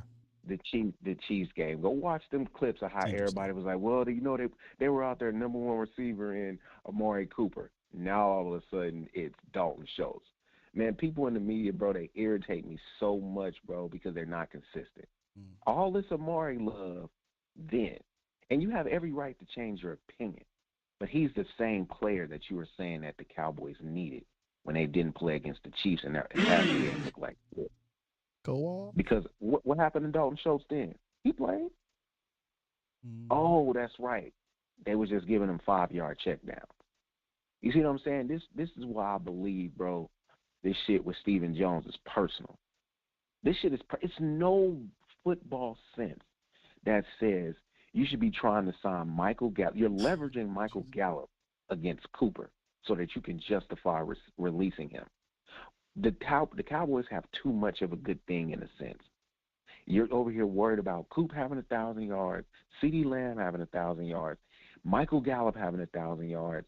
I guess you're saying that your tight end is worth 800 yards a year and 6 touchdowns, and you have a $90 million running back with a coordinator that's only been calling plays for 3 years.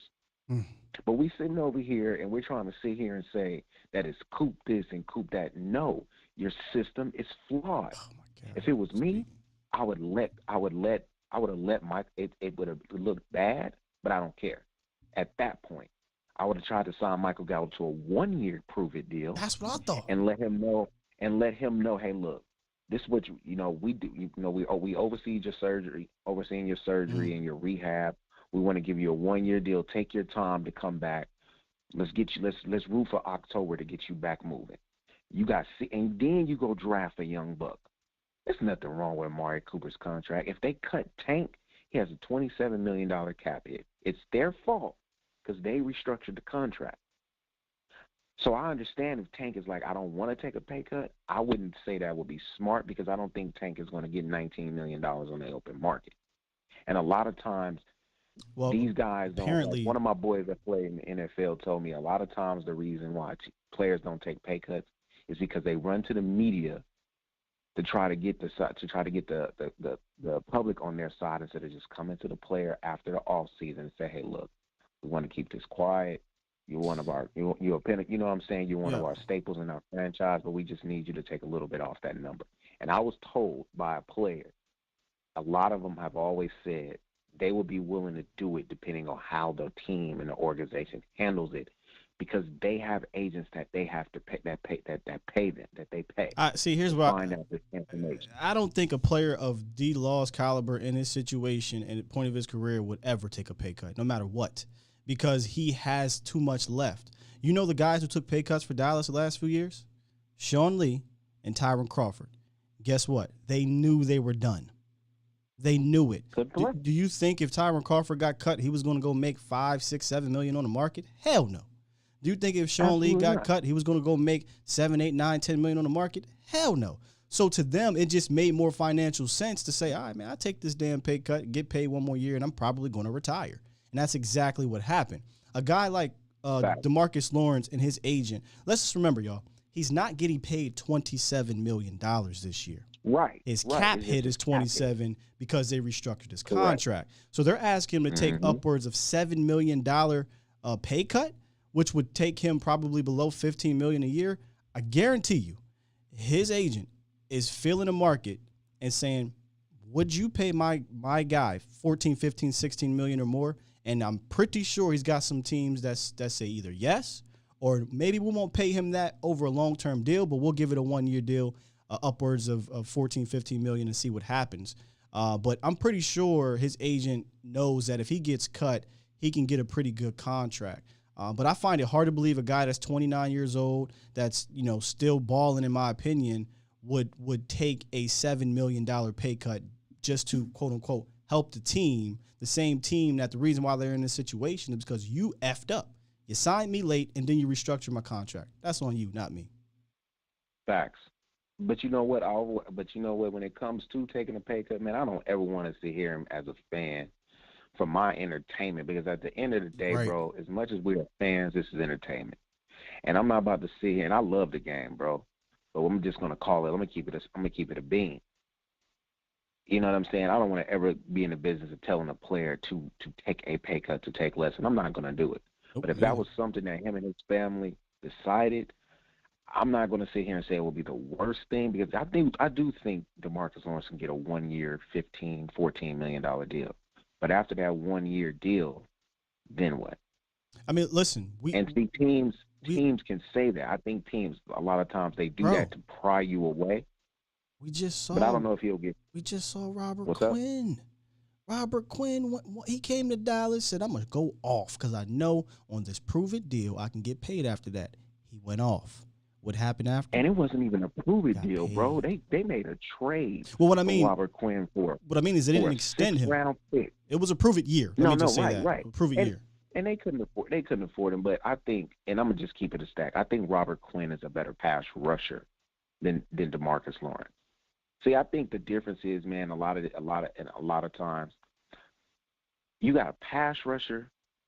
It's like in these positions in the NFL, bro. If you've been paying attention to it, and I know you all in the game. Yep. These players are different. You got guys that are these old school defensive ends.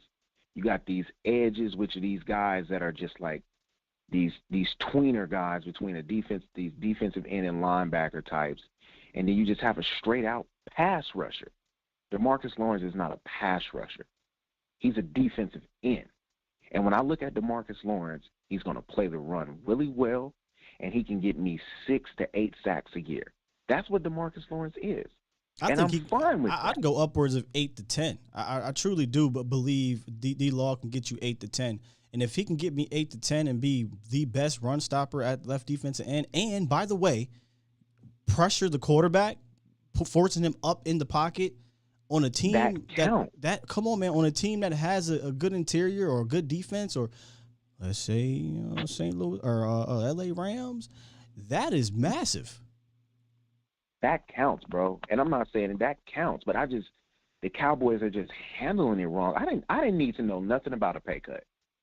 I didn't need to know nothing about it. I didn't need to know nothing about. We know what Amari Cooper makes. I didn't need y'all to come out and bash this man in the public like that to try to save y'all. Man, nah, man, that shit is personal, bro. Because I would have let Gallup walk, I would have let Wilson walk, and I would have let Schultz walk. You about to pay $10 million for a check down, and you got Bobby Wagner out here? Give me. I would go take that $10 million. I would go take that $10 million, bro, and give Bobby Wagner a 2-year, $22 million. I would at least try.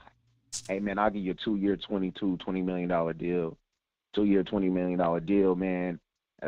And I'll guarantee. Listen, B. Don't even try. Don't work yourself up with the actual details of the number. The point is, and I talked about this with Mel off air when we were talking about Schultz. I said, listen, Schultz is cool, whatever. The problem is, I think that 10 mil I could use, 11 mil I could use to go get me an impact player at a much more important position, a Bobby Wagner, a Tyrann Mathieu. If you're going to lose, Marcus Lawrence, a Chandler Jones, Von Miller, whomever, a guy who has that pedigree, whether it be a championship pedigree or they've been to the mountaintop individually as a player, I can get him on this team and he can help me get over the hump. Dalton Schultz is not going to get you over the hump. But you're going to put $11 million towards it. It just makes no sense, man. It makes no sense. Let me ask you this. Do you think Michael Gallup stays a Cowboy if he didn't tear his ACL? Or do you think the Cowboys are priced out? Well, I always believed that the calf injury screwed him. Me and Jesse Alley talked about this. We said, well, I think his number is going to come down a little bit. Well, apparently maybe it didn't. But if he didn't tear his ACL, I don't know. I think he leaves. I don't think he gets $20 million, but I think a team offer him 13. What you think? I don't think. What you think the Cowboys is about to pay him? Honestly, man, I want to sit here. Going off the reports, I'm hearing 10.5. That's what I'm hearing. But I don't, man. I just pay attention. I just wait until it come out. Right. But I think he's gone, and Cedric Wilson, and I think definitely gone. I think Gallup not tearing his ACL is why they're talking so reckless with Coop. Because had Gallup not torn that ACL, I guarantee you we would not be having this conversation about Coop because they couldn't control. But Stephen Jones can't manipulate the situation over there trying to use Gallup's injury in the contract. They wouldn't use his injury, though. Leverage that with Cooper. Huh? Let me push back on it a little bit, B. The Cooper deal was placed this way so to have this conversation, though. That was well before Gallup tore his ACL, right? Like, this was always a 2-year deal, and let's revisit. I think they're leveraging the system more than Michael Gallup on Amari Cooper, right? Like Stephen Jones didn't come out and talk about, hey, we've got Gallup this year. He said the system dictates who gets the rock, so progression and blah, blah, blah, blah, blah. Then why you get a man the money? That's a whole different conversation that I said on Twitter. So I think they're trying to leverage, hey, man, listen, we can get out of this thing, save $16 million. We got a system, and we don't believe he's a system receiver. I do think, though, that Gallup could be icing on the cake. I often wonder, though, if Gallup didn't tear his ACL, I think they could still be in a, remember this, Sammy Watkins type of feel out there on the receiver market because they did this with Dez Bryant. Remember, Dez Bryant gets cut. They almost messed up. They wanted Sammy Watkins. They almost messed up. If it wasn't for Kansas City giving him that money, he would have been a Dallas Cowboy, and it would have been another bad contract. So, and I think this would have happened. This similar situation, right? They would have probably cut. Again, they haven't cut Coop yet, but it looks like Coop is not going to be here. So they will move on from Coop, and if it's not Gallup, then maybe it's Juju Smith, or maybe it's whomever else on the open market that they'd spend money on because they tried to do that before. So that's just kind of my guess. The fact that they're going to pay Michael Gallup upwards of $50+ million, they would have probably tried to sign somebody else to around that contract if they were worth it. Man, but it's crazy though, bro, because when I sit here, man, I'm looking at and I know it's like it's almost water under the bridge, but it's just like every day it irritates me, just like it irritates a lot of fans. But what I'm hearing, I was listening to 105.3, you know, on that little app or whatnot, and I was hearing Broadus talk about Amari Cooper he's hearing that he's open to doing some things with his contract. Yeah, and you still gonna cut the man? I kind of saw that yesterday too. I wasn't sure. I heard something about because he was talking open about to restructure. Amari Cooper is. He was talking about Amari Cooper is. You know how they always talk about how Amari Cooper is like one with self, and he's a very aware dude, and he gets it. He understands it, like the business parts of it. And he's willing. He was willing. He sounds like he's willing to do some things with his contract, restructure, and maybe take a pay cut. And I was just like, what? I don't even know what a pay cut looks like. It will be. But I don't care. The fact that this man is willing to take a pay cut twice, and y'all still doing this, man. He took less to come from Washington to stay with Dallas. I don't care if it was $2. It was less. And then he's talking about willing to take less again, allegedly. What be a y'all still doing? I don't think he takes super less. I think what they do is they restructure the contract to lower the cap hit, and maybe in years 2 or 3, it's not 20+ million, but it's a lower base salary or what have you. Nonetheless, he still gets his full $60 million over these last 3 years. But that's getting into the details. The fact of the matter is that's a bargain. Mike Williams has got $20 million for a year. Exactly. The fact of the matter is they don't have to cut Cooper or trade him. They don't have to cut or trade DeMarcus Lawrence. They could simply restructure the contracts. I believe D-Law has a trigger, and I misspoke a few weeks ago. Cooper's doesn't have a trigger, which is why you're hearing he's willing to talk. So his trigger would be him allowing you to restructure the deal. And if he doesn't have a trigger. He doesn't have a trigger. I thought he had a trigger. He does not. Oh. Yeah. So you have to go to Coop. And Coop and the Cowboys have to agree to a restructure or / quote unquote pay cut. I think the cut will come later in the contract. But I'm okay with that. This is what we were talking about weeks ago. Extend it. Add 2 more years. Add 3, whatever the hell you want to do to lower the cap. You just did it with Zach Martin at 31 years old, and he. I love Zach Martin, but you're starting to see a little bit. You're starting to see a little bit. I ain't tripping about no. And Zach. he has. I ain't tripping about. Trust me. You can do what you want with that man's contract, but I'm just saying, like, you did it with Zach. You know what I'm saying? Coop is just as important. You did it with Zeke. Bro, I don't even want, bro. All right, let me let you go, B. We be on here talking all day. Look, if I come to Vegas, we definitely gotta hit it up, get a drink and rap. Just talk ball stuff, man. Life. Oh man, it's all love. You already know I'm with it. Appreciate you, B. All right, G. I didn't want to open up them can of worms. I got 909 on the horn. I'm going to get to you in a second, but I got to get to some of these super chats that I did not get to this stream. Tom Downey's burner account. Appreciate you. I'm just going to hit the 1 super chat. You hit us with 3, though, so I'm going to talk them all, but I'm going to just hit the button 1 time. Super chat. Earlier in the show, he says, Jerry Jones, you are the father. Also said, 26-year drought, 25-year-old secret daughter. Damn. Damn. Was that the curse? Deal with that, though. And then Quincy saying, I'm sorry, Jay Carter. Super chat. Appreciate you for the $2 donation. He said, I would give up Cooper or D-Law if we can get Bobby. I mean, I'd like to keep both, but if I get Bobby in return after all this mess, it'd be something I'd be able to digest and be cool with. Super chat. Quincy Sands. Appreciate you for the $5 donation. He says, with Jerry Jones scandal and baby nuts, Stephen Jones trying to get rid of Coop and D-Law, Bobby Wagner would be a Cowboys move to shut up the fans. I can see it. So, shut up the fans. Hey, Quincy, listen, bro. Whatever. If you get me, you can call it what the hell you want to call it. Bobby Wagner helps you towards the goal. He helps you more than him not being here get towards the goal. So, whatever you guys want to call it, whatever. Bring him in. He's going to help the defense immensely, I think. That's not the end-all, be-all. You need to do other moves in the free agency and draft, but hell, bring him in. Call it what you want. And then John Jones with a $5 donation. Super chat. Appreciate you, man. Appreciate you.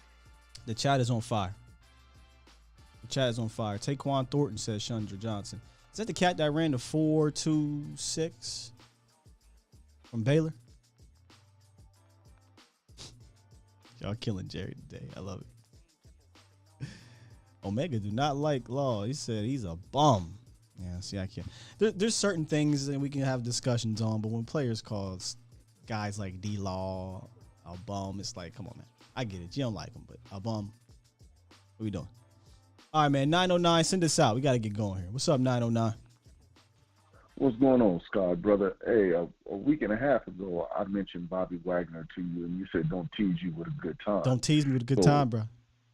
Yeah. So my thing is, man, hey, you guys was on fire so much, man. It's hard for me to make a point now. Y'all touched on so many topics, man. I'm like, wow, I'm going to hold on and just say, okay, I agree with a lot of things you brothers were saying, man, but Law, people are slighting that brother, man. You see when he came back off that injury, you see the impact that he made, the forced fumbles, the pressures, he Sacks, elevated the defense even higher. Interceptions to the house. I mean, the whole defense rolls up, man.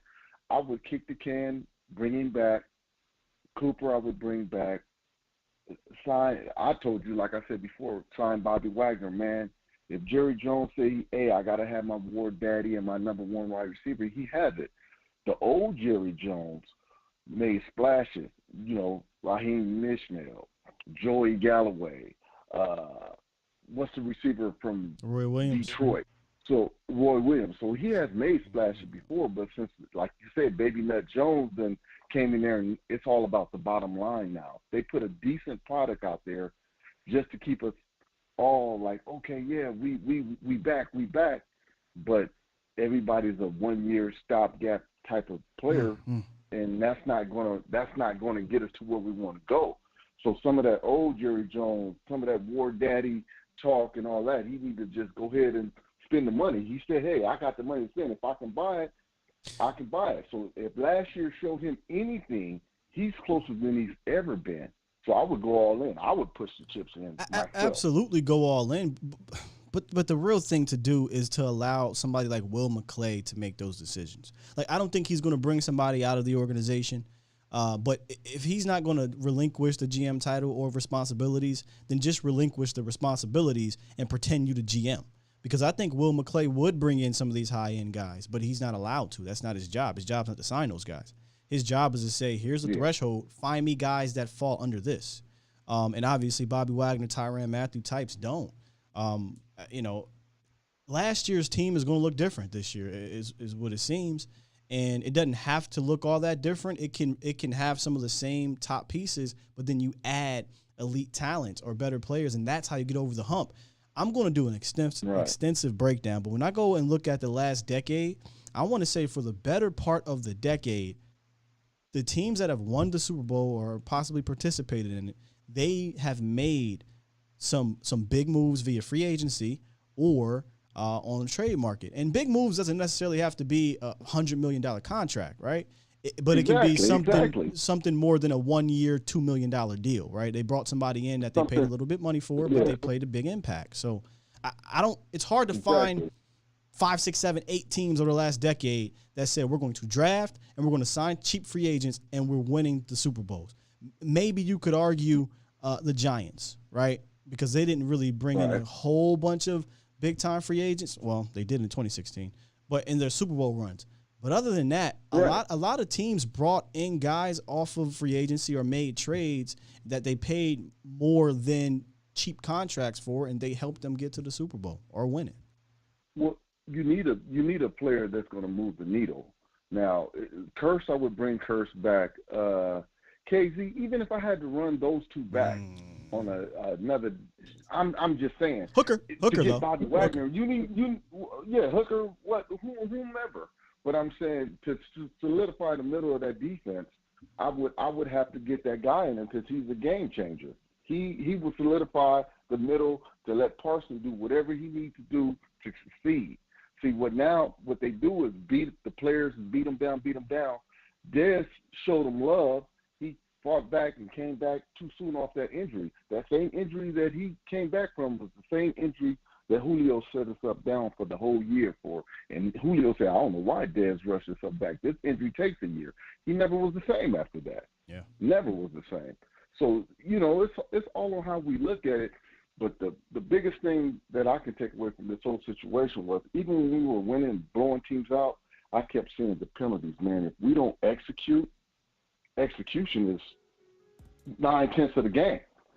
So, I mean, all the unnecessary penalties, the holdings, the false starts, the illegal procedures, the lining up outside, I mean, those things has to be corrected with in-house, man. I don't know if the moment had got too big for them.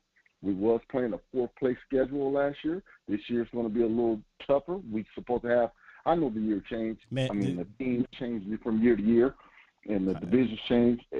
You know, so brother, it is what it is. Schedule don't look too crazy. So, but again, it's early. We got a long way to go.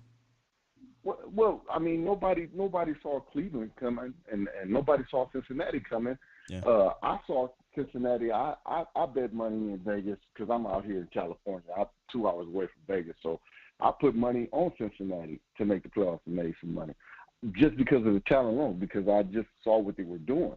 Now, did it just come to fruition? I didn't think it was, but I did. You know, I usually take a couple of long shots all year long, and that's what I do. But for us, my wife said, "Boy, you love getting your feelings hurt. You love setting yourself up for that's the life of a Cowboy fan."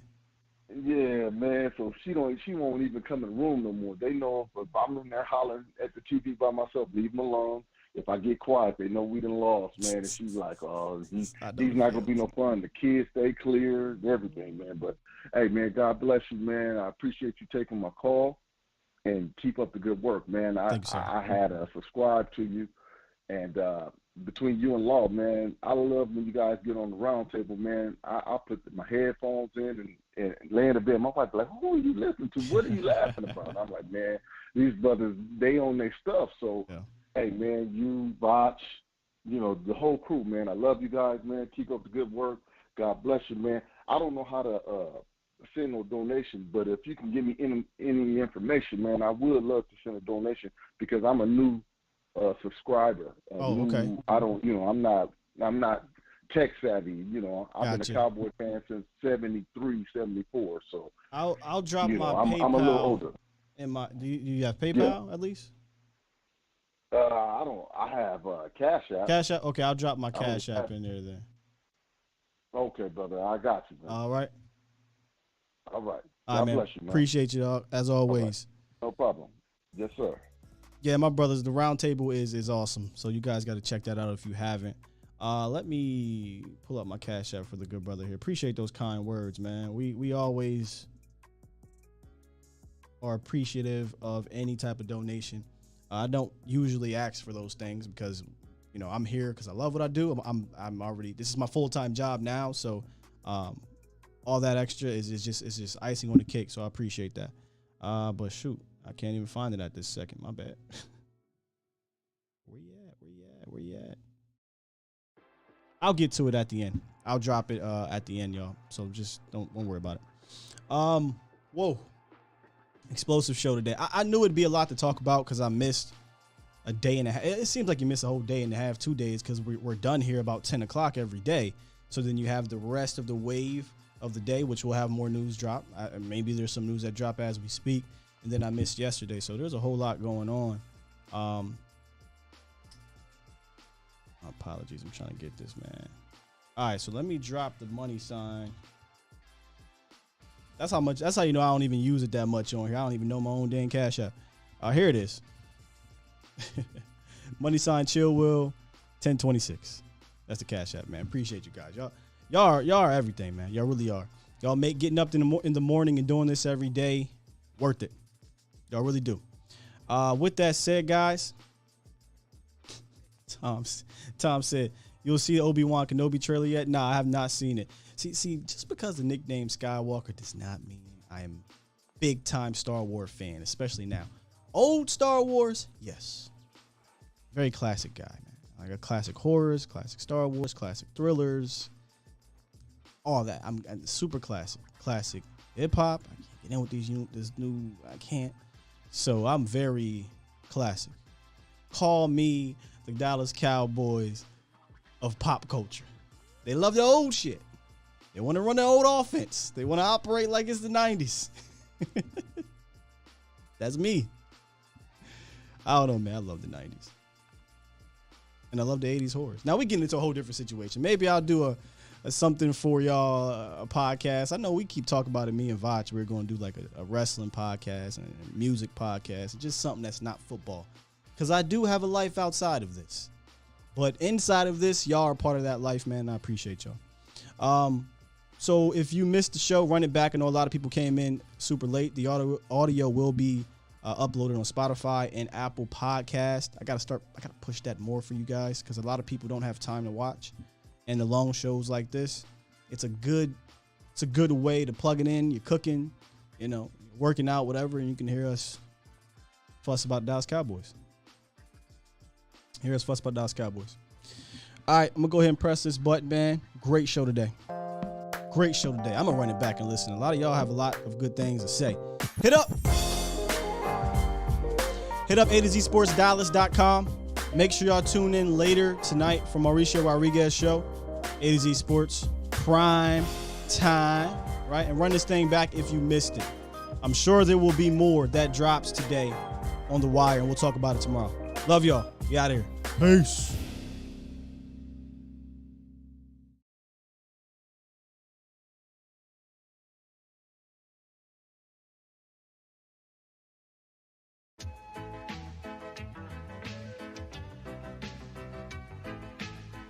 Shout out to Stevie Mac. Shout out to Professor O, the mod guy. Appreciate you.